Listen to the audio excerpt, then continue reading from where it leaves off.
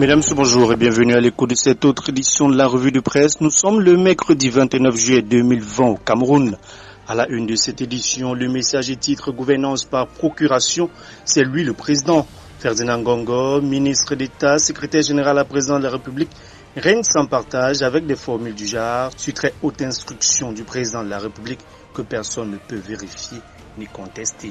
À la une des signes de ce mercredi, sanctions contre les chefs traditionnels, la main lourde du pouvoir dans le Grand Sud.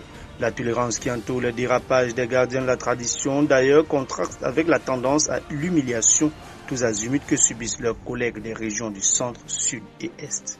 À la une du journal L'Action RDPC lutte contre le Covid-19, la section de Grande-Bretagne au secours des populations. Sous la houlette de Grace Elon, sa présidente, des dons ont été remis au lycée de Batoki à Limbe, vendredi 24 juillet 2020, pour lutter contre cette pandémie. C'était en présence de l'autorité administrative. À la une de l'essentielle coopération, les adieux de l'ambassadeur de Tunisie au ministre des Domaines. Au cours de l'audience accordée par le ministre Henri Eyebe Aissi à Chalel Noussi le 22 juillet dernier, il a été rappelé les enjeux de la maîtrise foncière et de la gestion efficace de l'acquisition des terres pour les investissements publics. À la une du quotidien Émergence, lutte contre la Covid-19, Manaouda Malachi dépense 20 milliards de francs CFA en 5 mois. Le messager titre ce vendredi à la une, flou dans la gestion des dons en nature, l'imbroglio persiste en dépit des clarifications du PM et du ministre de la Santé publique. À la une de mutation, toujours en santé Covid-19, bat le centre. État des lieux dans les centres d'isolement et les centres spéciaux de prise en charge des malades du coronavirus dans les 10 régions du Cameroun. À la une de Le Jour, médecins, les raisons de la colère. Retour sur les circonstances de la suppression d'une prime. Déjà 1500 signataires d'une pétition adressée au chef de l'État. À la une d'Éco-Santé de ce jour, affaire des primes de technicité au ministère de la Santé publique. Plus de 2 milliards indûment perçus par 4 990 personnels de santé en 18 ans. Dans une correspondance adressée au ministre des Finances le 23 juillet 2020, le ministre de la Santé publique, Dr Manaouda Malachi, a demandé à son homologue de supprimer la prime de technicité agent technique, code 242, perçue, dont bénéficient encore les fonctionnaires de certains corps de la santé.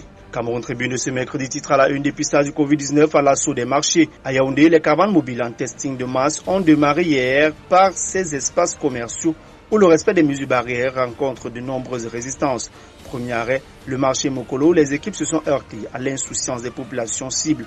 Pas de quoi doucher l'enthousiasme des organisateurs qui visent le maximum de personnes au sein de la communauté. Toujours à la une de Cameroun Tribune, affaire jugée au TCS, les décisions dans un coffret. La juridiction vient de mettre à la disposition du public 5 tomes contenant une centaine d'arrêts sur les 225 rendus depuis son entrée en service le 15 octobre 2020. On y apprend également que plus de 9 milliards de francs CFA sont rentrés dans les caisses de l'État dans le cadre de la restitution du corps du délit. À la une de Kalara, tribunal criminel spécial, le payeur général du Trésor entendu dans l'affaire Lebou. Les débats ont enfin démarré devant la barre sur le scandale des suppressions frauduleuses des remboursements des crédits octroyés par le ministre des Finances aux fonctionnaires et retraités pour près de 4 milliards de francs CFA. En poste à la pairie générale à l'époque où ce vaste détournement des fonds publics fut découvert, un inspecteur du Trésor a raconté au juge ce qu'il avait vécu. À la une d'essentiel, loi sur les associations culturelles, la controverse perdure. L'adoption du texte par l'Assemblée nationale et le Sénat ne suffit pas à calmer une bonne partie des artistes et des amoureux de l'art qui jugent cette loi inique et restrictive. À la une de le quotidien de l'économie, organisation des réformes pour redynamiser la CEEAC, l'entrée en vigueur prochaine du traité révisé de la Communauté économique des États de l'Afrique centrale, déjà ratifié dans 7 des 11 pays membres, vise entre autres à accélérer le processus d'intégration. Et pour terminer, à la une de l'essentiel de ce mercredi, régie du terminal à conteneurs, stratégie payante. Le communiqué final ayant sanctionné les travaux du dernier conseil d'administration du port autonome de Douala a fait état d'un bilan prometteur s'agissant des 6 premiers mois d'exploitation du terminal à conteneurs, de la régie du terminal à conteneurs. C'est la raison pour laquelle le mandat de cette structure a été prolongé. Le conseil a félicité le directeur général du PAD, Cyrus Ngo, qui a ainsi anticipé avec la création d'une nouvelle régie, non sans apprécier le travail effectué sur le terrain par le directeur délégué de la RTC, Faustin Dingana.